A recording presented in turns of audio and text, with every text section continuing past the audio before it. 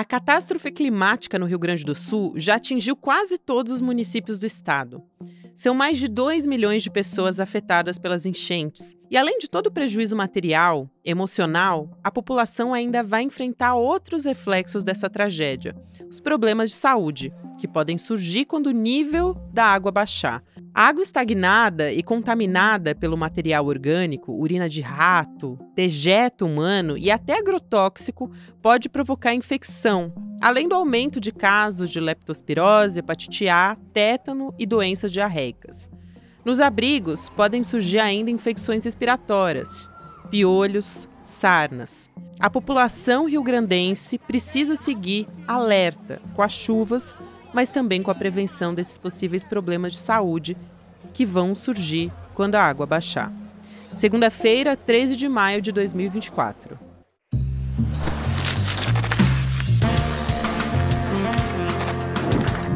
Olá, seja muito bem-vindo, seja muito bem-vinda. Eu sou a Gabriela Varela.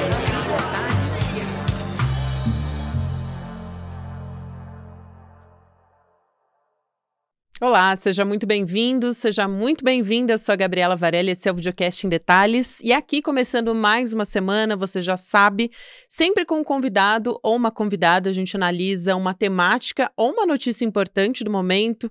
Mais uma vez a gente fala sobre o Rio Grande do Sul, mas agora da perspectiva de saúde pública. Eu vou conversar com o Dr. Paulo Saldiva, ele é médico patologista, professor universitário e pesquisador também. Dr. Saldiva, obrigada por aceitar nosso convite. Seja muito bem-vindo ao ICL, é um prazer falar com o senhor. Prazer é todo meu, vamos ver se a gente consegue esclarecer um pouco essa questão tão complexa. É bastante complexa, inclusive, doutor, a gente tem assistido às enchentes no Rio Grande do Sul, algumas cidades, essa água já baixou, algumas ainda vai demorar mais de 40 dias para isso acontecer. E quando essa água vai descendo, né, enquanto isso vai acontecendo, a gente tem a preocupação com a saúde da população.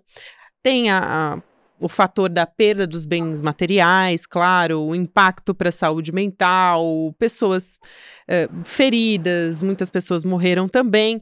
Mas a gente tem os riscos de doenças também, né? Porque essa água ela vem contaminada pelo esgoto muitas vezes. Então, uma imagem, inclusive, que me chamou muito a atenção, lá em Porto Alegre, no centro, foi uma foto que um desses fotógrafos locais gaúchos fez, que era uma imagem da enchente com um bloco de concreto boiando em cima, e eu até vou pedir desculpa para quem está nos acompanhando, mas além desse bloco de concreto, assim, era uma imagem que tinha diversas baratas em cima desse concreto. E aí também tem infestação de ratos, os relatos são nesse sentido. Aí eu pergunto para o senhor, quais que são os riscos? Porque tem as doenças infecciosas, mas também os riscos das arboviroses, tipo a dengue também, né? Bom, esse evento já é conhecido, infelizmente, desde a antiguidade. A primeira razão de ter esgotamento sanitário em natura, um dos exemplos é a cloaca máxima em Roma, que jogava esgoto in natura no Rio Tiber. E aí, quando inundava, porque chovia, também vinha esgoto e também tinha doenças como diarreia. Não sabia o que era hepatite C, mas tem o vírus da hepatite C, está presente, da hepatite A, da hepatite B. Você tem uma série de enteroviroses, são vírus que vivem normalmente no nosso intestino e dão diarreia. A urina do rato contém a leptospira. E as poças vão facilitar a eclosão de mosquitos. E esses mosquitos podem carregar vetores, como, por exemplo, a dengue, chikungunya, no passado, febre amarela, que é outro exemplo de doença transmitida por vetor. Quando falta água também, mesmo à distância, você corta o abastecimento, a tubulação vaza. Vazou muito mais essa enchente que arrebentou. Mas quando cai a pressão, a sujidade que estava fora é aspirada para dentro do tubo. Então a água pode se contaminar mesmo após o tratamento. E mais, quando falta água, você vai buscar água onde tiver. Onde tiver, eu digo, num poço que foi fechado, num antigo recurso que foi fechado no passado, talvez por insalubridade. Esse período, digamos, seguido, que vai se seguir aos danos diretos, teoricamente vai se estender por cerca de 2 a 3 semanas. Isso é resultado não de um achismo, mas um estudo até que o nosso grupo acaba de submeter a Nature, que é uma revista muito boa, onde se compara isso não somente no Brasil, mas nos 5 continentes. Então, isso não é novidade. Isso também não é uma circunstância do momento.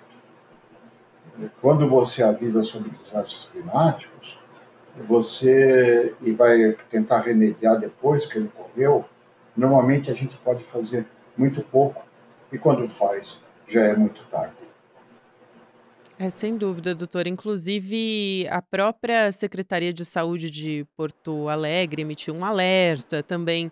A Organização Mundial da Saúde fala muito sobre isso, sobre os principais eventos ambientais que estão associados a riscos à saúde pública, né?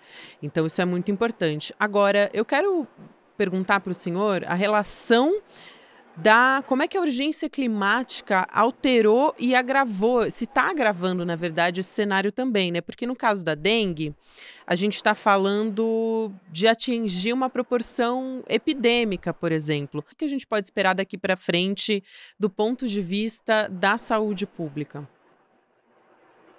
Bom, hoje nós temos 2 problemas, né? Quer dizer, vários problemas. Primeiro, isso já era conhecido, isso era previsto. Isso já foi explorado até pelo cinema, né?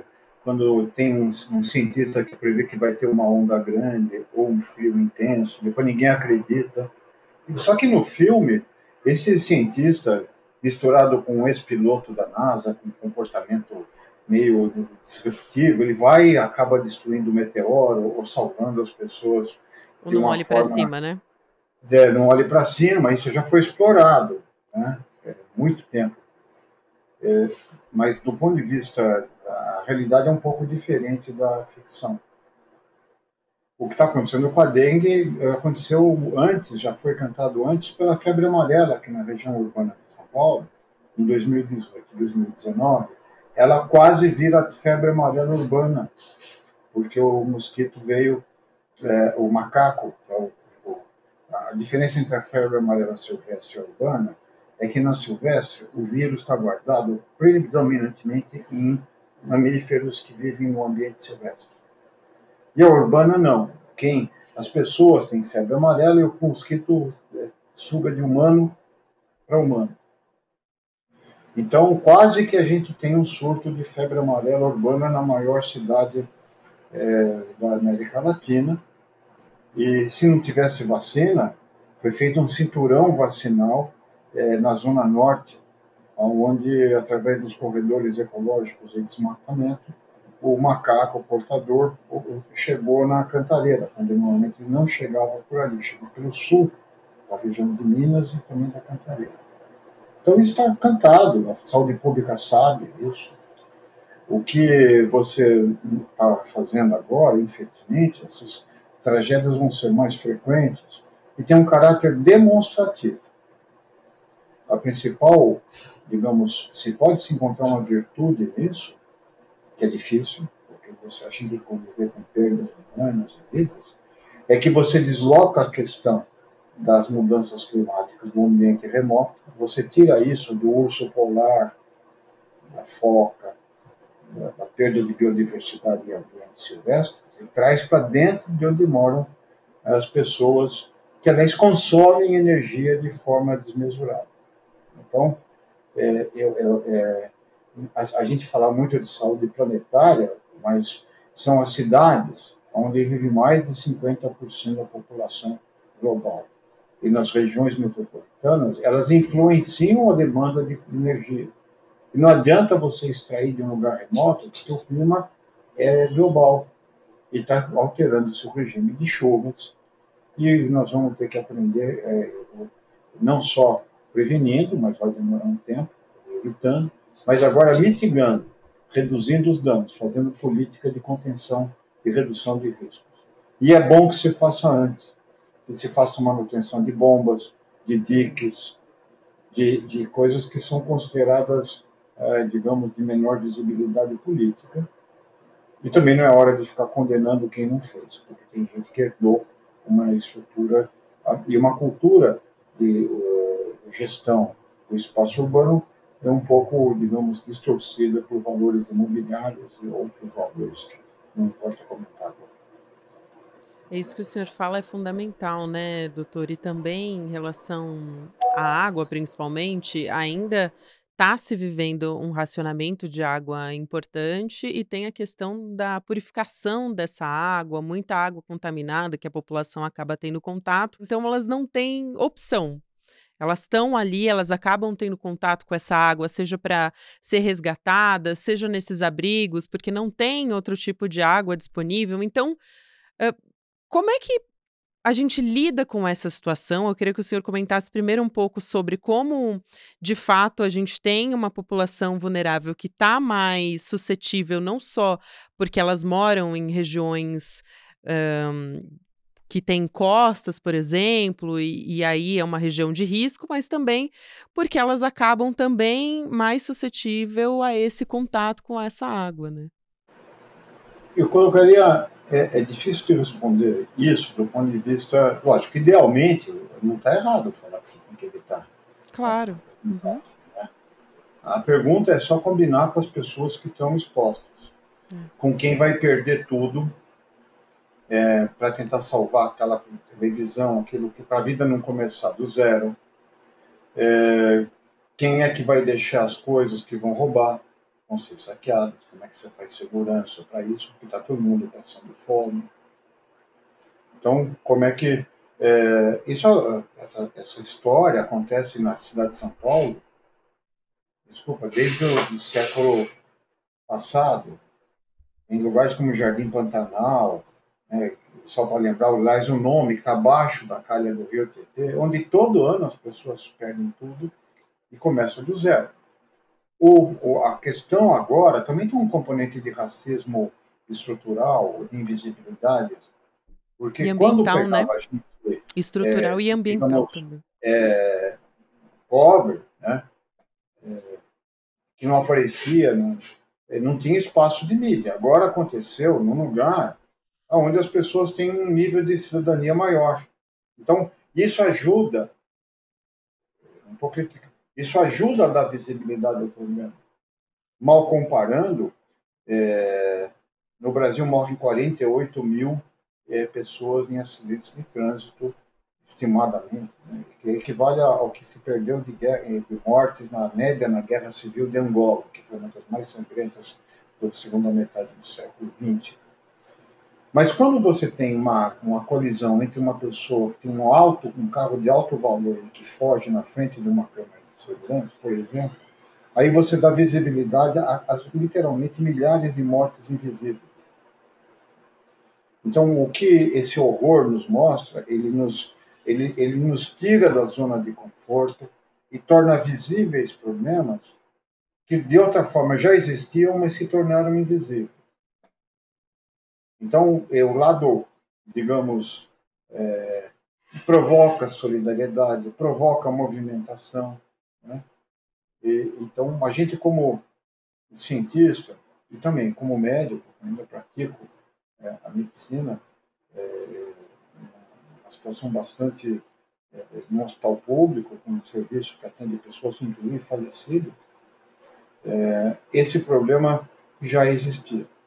Quer dizer, a cidade uma cidade é nitidamente desigual e sempre na Covid foi a mesma coisa, quem mais morreu foi quem manteve a cidade funcionando, através de transporte, caixas de supermercado, se contaminando no metrô.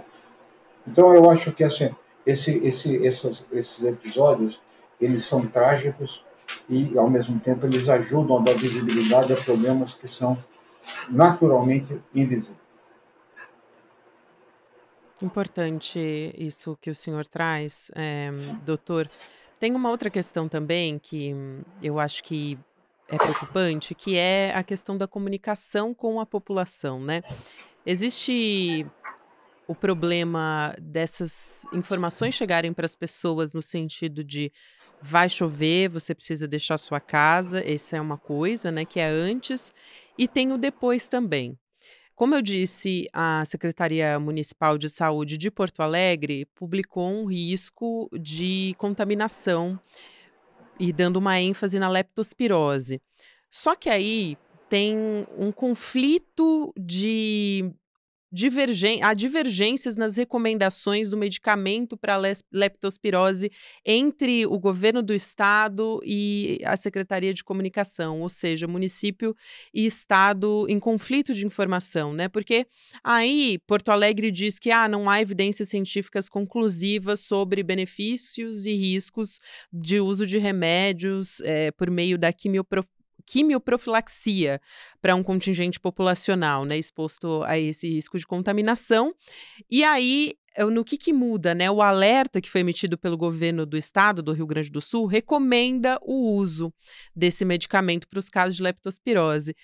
E aí eu acho que existe um problema também aqui, né, doutor, de como que isso afeta a população, porque ela já está sendo impactada, claro, por toda essa situação traumática, tem a questão da saúde mental também, precisa de um Estado nesse momento que ofereça um apoio no sentido, né, de saúde pública. Claro que os hospitais têm que estar funcionando de acordo e acho que até como eles vão ser impactados a partir de agora é uma questão, mas qual que é o problema de não ter esse alinhamento na comunicação? Eu acho que é um fenômeno que a gente está assistindo também, o problema de como essas informações estão chegando na população. Isso sem contar as notícias falsas, né, que estão circulando por aí. Bom, a da notícia falsa eu não vou nem entrar, porque isso a gente teria que colocar antipsicótico nos reservatórios de água, porque É a surreal. quantidade de gente maluca falando besteira é absolutamente fantástico. Agora, o que é inconcebível, no meu entendimento, é que a pessoa já perdeu tudo. Ela está desorientada e ela recebe duas informações de órgãos oficiais que são divergentes. Precisaria um entendimento. Existem estudos, poucos, você não tem evidência científica. Se você for esperar evidência científica para tudo, né? Porque, veja, essas grandes inundações ocorreram em locais onde não existe dado de saúde, na Ásia. Então, e tem lugar que deu antibiótico profilático para leptospira, e tem gente que não deu. Então, você tem resultados positivos e negativos. E você tem que tomar uma decisão. E a decisão também envolve escolhas. Se você distribui antibiótico, que é o caso, profilaticamente, você pode criar resistência bacteriana. Se você não distribui, algumas pessoas podem morrer de leptospirose. Esse mesmo problema não existe para frango ou para suíno, onde os produtores agrícolas podem administrar preventivamente, também sem evidências, antibióticos para proteger a sua produção. A mesma coisa acontece na previsão do tempo. A previsão do tempo destinada, que é competente no Brasil, ele é muito mais eficiente para a produção pelo setor agropecuário, que recebe avisos, olha, vai fazer seca em tal lugar, ou a região que cria aves vai ter que aumentar a ventilação dos seus criadores. E o que a gente vê na previsão do tempo, que é feita pelo mesmo agente, é interpretado pelos órgãos de imprensa se vai dar chuva ou não, se vai dar praia, se leva guarda-chuva ou tem que levar casaco. Mas você não fala do risco das pessoas terem que, seja para extremos climáticos, como para variações de temperatura todo dia. Falta avisar para você olhar a urina das pessoas mais idosas para ver se concentrou e hidratar. Falta dizer que você tem que hidratar melhor os bebês. Falta dizer as horas que você poderia evitar sair na rua se você pudesse. Enfim, então eu acho que se eu fosse membro de um governo federal, ou tivesse uma autoridade para discutir essa sequela, eu tentaria uniformizar o mais possível a informação. e tomar uma escolha ciente de que existe uma incerteza. Se você soubesse só na certeza, não precisava governo. Governo é justamente para você resolver conflitos que são insolúveis e assumir a responsabilidade por ele. É isso, eu acho que esse é um ponto muito importante que o senhor traz, e falando de forma imediata, agora a gente tem a questão do socorro, né, para essas populações, é o que está acontecendo agora, essa questão da comunicação também. Existe um plano de contingência, né, para esse momento de emergência. Mas talvez dar um passo atrás para a gente falar do ponto de prevenção, talvez seja importante, né, doutora? A gente precisa de investimentos para prevenir desastres. A gente tem conversado muito sobre isso aqui no ICL também. Como é que a saúde pública entra nessa história? Eu te pergunto, o que pode ser feito? Porque agora, hoje, quando a gente está gravando, no dia 10 de maio, o Ministério da Saúde flexibilizou o acesso a antivirais para as pessoas que foram afetadas lá no Rio Grande do Sul. Então, medidas que dizem respeito a quem está fazendo tratamento, convive com HIV, hepatite e tudo mais. O que pode ser feito a longo prazo do ponto de vista da saúde pública e as medidas que devem ser tomadas pelo poder público, né, que o senhor já disse aí na sua fala anterior também pelo governo do estado e municípios de uma ação conjunta, mas quero te ouvir a respeito disso, de ser uma preocupação não só para enxugar gelo, né? Bom, eu vou falar de modo geral também, né? Claro. Quanto menor o município, mais fácil o prefeito pode tomar medidas. Ele vai sentir mais de perto a população. Para um secretário municipal de Porto Alegre, para ele ouvir um morador de rua é mais difícil. Ele vai ouvir através da mídia. Quer dizer, quanto maior o município, maior a dificuldade de você se apoderar dos problemas e mais você vai ter que delegar e tomar medidas preventivas. Algumas medidas podem ser feitas em nível de domicílio, de município. Outras que remetem a chuvas, eles têm que ser feitos em nível estadual. Porque a gente viu que uma bacia hídrica, um prefeito de uma cidade que está naquele lugar pouco pode fazer, depende de uma integração. Isso passa por entendimento. Entendimento que, por vezes, congrega pessoas com visões políticas e ideológicas distintas. Isso acontece até nas famílias, quando se reúne para almoço, jantar, esse final de semana. Né? Então, você tem que ir, e o que eu acho que poderia ser feito? Criar um grupo de estudos onde a saúde fosse ouvida. Quer dizer, porque a saúde não faz dique, ela vai cuidar das consequências de quem foi inundado. Então, a saúde, ela podia ser uma plataforma integradora das diferentes áreas relacionadas ao problema. E se eleger como princípio a preservação da saúde humana. Porque na hora que você preservar a saúde humana, você também vai preservar a saúde dos equinos que ficaram presos em cima do telhado, você vai melhorar tudo. A diferença é que o humano vota e os animais não votam. Então, eu acho que a saúde poderia... Ela fez isso em várias situações. O tabaco, por exemplo, que é um exemplo de sucesso, existe a saúde, se fosse ficar só na caixa que ela teria aumentado o número de cirurgiões torácicos e oncologistas e pneumologistas para tratar os malefícios do tabaco. Ela foi para advocacy. Eu acho que a saúde, nesse momento, a vigilância epidemiológica, além de cuidar de mosquitos, cuidar das coisas que classicamente ela cuida, ela vai ter que cuidar de chuvas. E isso é um desafio para a saúde, desafio para as escolas de saúde, que isso vai ter que estar na formação dos futuros profissionais de saúde, e eu faria isso com uma iniciativa para formar uma nova geração de profissionais de saúde, para ensinar como que o programa de saúde da família pode atuar, porque eles que vão andar em cada região, eles vão saber exatamente isso. Então, isso tem que aumentar o número de capacitar agentes de saúde da família. E sabe aonde eu também atuaria? Na educação. A capilaridade das escolas podia funcionar como sentinelas ambientais para informar o risco, também formar novos cidadãos.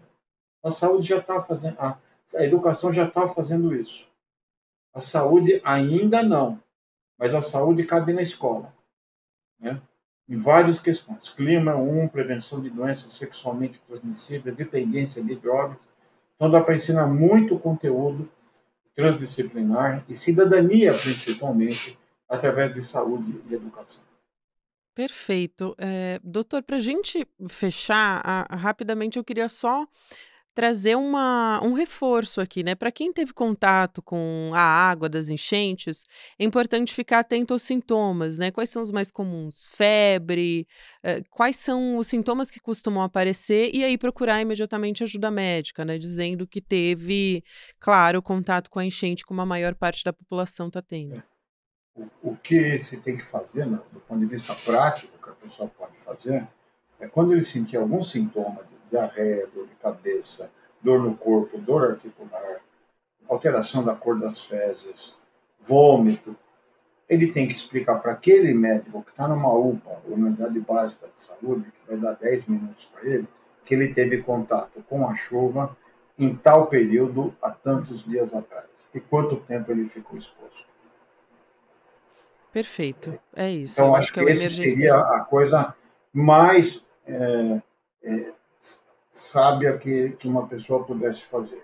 Se ele vai receber não antibiótico, se ele vai tomar ou não um antiviral, aí vai depender de uma decisão que não compete a ele. Mas ele vai depender até de entendimento entre autoridades e de outras coisas que ele não consegue controlar. Mas que ele tem que informar ativamente o que aconteceu, se ele mudou a fonte de consumo de água, se ele começou a usar um poço. O que aconteceu que mudou nos hábitos dele depois dessa chuva? Então, eu acho que isso talvez fosse uma coisa que pudesse ser útil para agora. Obrigada, doutor Paulo Saldiva, pelas palavras. É importante a gente ter esse olhar nesse momento e esse olhar afetuoso de solidariedade para a gente continuar enfrentando, a população gaúcha ainda está enfrentando e todos nós, né, como sociedade também, a gente tem que se sensibilizar com essa situação. Então, doutor Paulo Saldiva, que é médico patologista, professor universitário, pesquisador, um prazer receber o senhor aqui. Até uma próxima, um grande abraço. A gente vai chegando aqui no finalzinho do Videocast em Detalhes. Eu quero lembrar você que na semana passada a gente teve aqui no ICL, nos canais do ICL, a aula do Investidor Mestre 2.0, que é o nosso curso do Investidor Mestre, só que repaginada, com novidades, atualizado. Então, para você saber como investir com segurança e com rentabilidade, o Eduardo Moreira ensinou tudo para você construir esse portfólio de investimento seguro e rentável, alertando das armadilhas e muito mais. Então, se você perdeu, fica tranquilo que essa aula está disponível para assistir o replay. Você acessa emdetalhesicl.com.br e fica ligado porque é por tempo limitado, então corre lá para assistir. Obrigada, boa semana para você. Amanhã a gente está de volta. Agora você fica com o Mercado e Investimentos, depois tem Rolê ICL, 6 horas da noite, o ICL Notícias, segunda edição, e a gente está nas plataformas de áudio também. Até amanhã.